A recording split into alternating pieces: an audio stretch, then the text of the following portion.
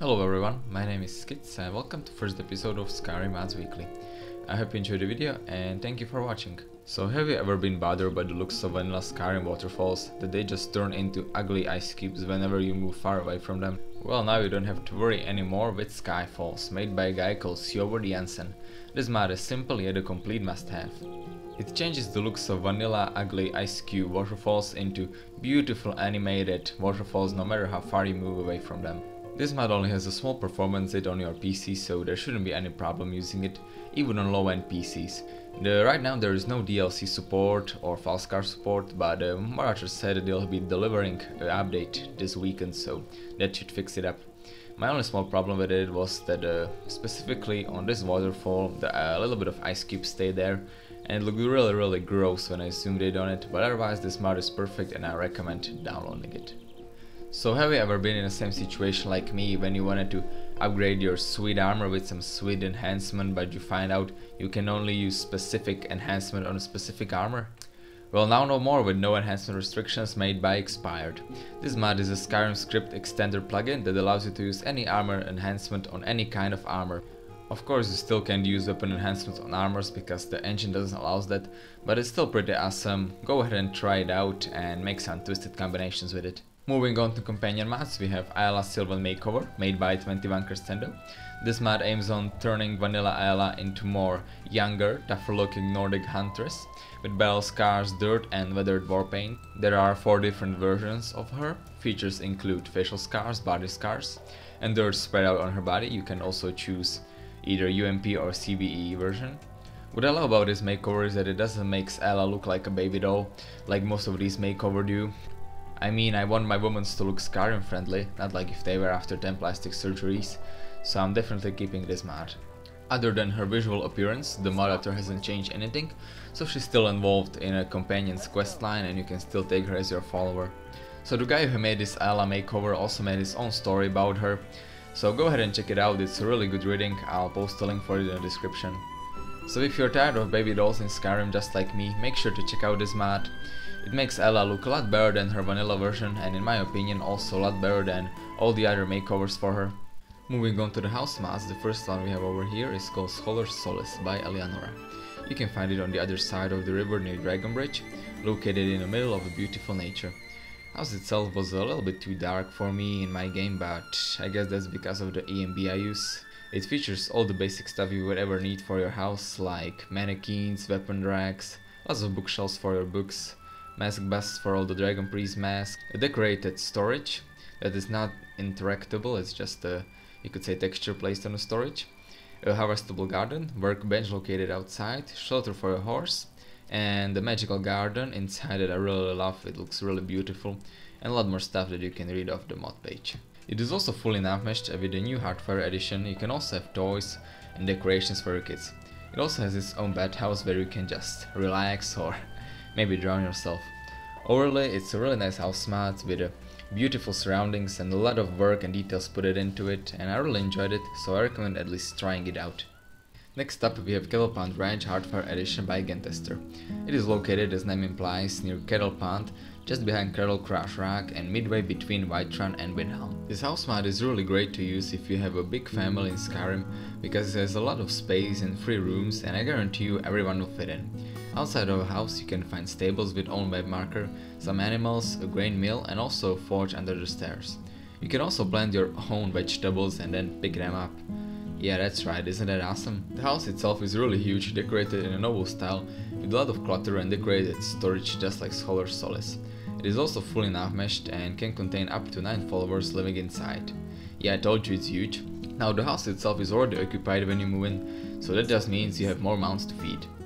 Nah, I'm just kidding, they can take care of themselves and you also get a free tent, so it's a win-win. Since this is Hearthfire edition, there is kids room as well, with toys and child-themed decorations.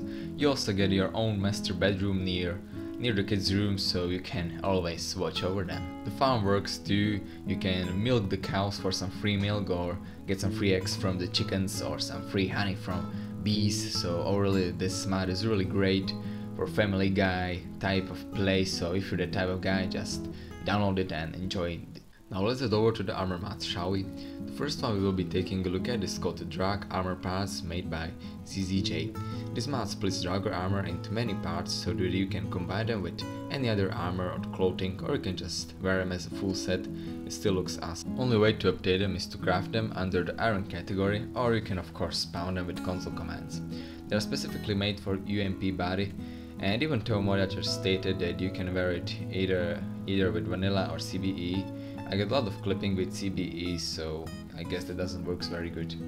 Now as you can see, both textures and meshes are absolutely beautiful, and my only problem with it was that it's only female versions, so yeah, males are again left out, but otherwise it is a great mat and you should definitely check it out. Next up we have Shields of Jorrvaskr by Hot Trooper 44. So do you remember the beautiful shields that are placed on a Jorrvaskr building and the fact that you could never obtain them? Well, with this mod it's possible. Each of them has its own beautiful and high resolution texture along with a new mesh. There are 7 types of shield with different colors and symbols on them. 4 of these shields are heavy shields that use ebony shield statistics, and 3 of them are light shields that use the glass shield statistics. You can either craft them at Forge with Skyforge smithing perk, or you can buy them from Erland Greymane if you're part of Companions Guild. These shields are really beautiful and lore friendly, so I recommend downloading them if you want to become the true companion and nothing can stop you in slaying beasts in their name. The last armor mod we'll be taking a look at is called Lady Templar by Severus616, one of the hot files on the Nexus right now. You can obtain it by either crafting it at the Forge, or you can obtain it from under the bridge near the honey farm that is next to the White Run. Now the armor itself comes with a few different variants. You can either get the light armor with or without the pants, or you can get the heavy armor with or without the pants. Then there are 4 variant boots. You can get the light boots, light heels, then heavy boots or heavy heels. Then you have 2 variant gauntlets, light gauntlets or heavy gauntlets. Then we have 3 variant helmets, light helm, heavy helm or closed heavy helm. And then there are also 3 variant skirts. Now as you can see, the armor looks really nice. It has good textures and good meshes. A lot of small things like the crosses on the chest and one on the waist, but it's not very lore friendly at all. I mean, maybe if there was a chainmail instead of naked belly, maybe that could work, because I personally liked it, but I know there are some people who don't like sexy or skimpy armors, so maybe you could put out the optional file for them. But in the end, if you're the same type of guy like me and you like sexy armors, then definitely check this mod out. It's really good. The next mod I have for you is called Immersive Menu Background by Sovn. So if you never liked the original black dull menu screen like me, you should definitely try this mod out. It changes that ugly vanilla screen into one fitting Skyrim situation a lot more, and by the situation I mean the Civil War. Now whenever you launch the game you can just feel the depressed atmosphere of Skyrim just by looking at the menu. And now as you can see, it even has some cool smoking and stopping effects, along with a spinning symbol that looks great. So like I said, if you never liked the original vanilla background, nor you don't like any background replacer available here on Nexus or on Steam Workshop, you should definitely check this mod out. It's really good and I recommend it. Moving on to the weapon mods, first one we will be taking a look at is Elucidator by Rafael de Jongh. It is based off anime called Sword Arts Online that I personally don't know, but if you know it, you know what I'm talking about. You can obtain it by crafting it at the Forge under the Ebony category. As you can see, the sword is beautiful, it has amazing high resolution textures along with new meshes. It also has its own custom sheet, and since I haven't sold many weapons with a custom sheet, it's definitely a big plus. I'm not sure how accurate it is compared to anime versions since I don't watch it, but in my opinion it still looks awesome, especially the grip.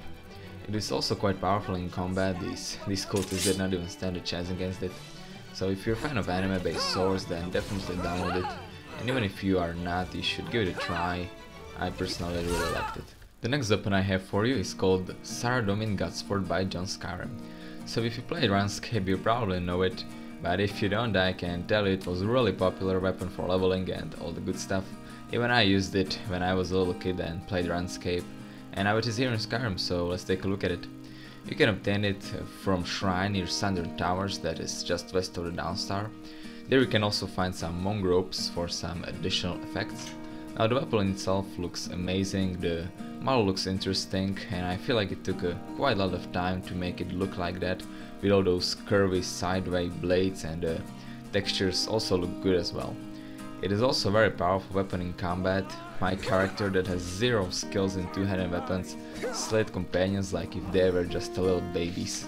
With the new scripted version that requires Skyrim scripted extender, you can also get a cool effect that heals 100% of damage dealt at a cost of 30% of stamina, so now it is truly a godsword. I personally liked it and I recommend testing it out if you like interesting looking weapons or if you're a fan of runescape.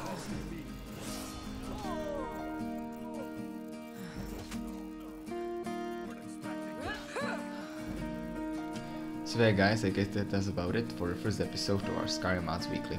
Tell me what you think about it in the comments. I hope you enjoyed it, leave it a like if you did, subscribe for more Fallout and Skyrim content, and I'll see you next time.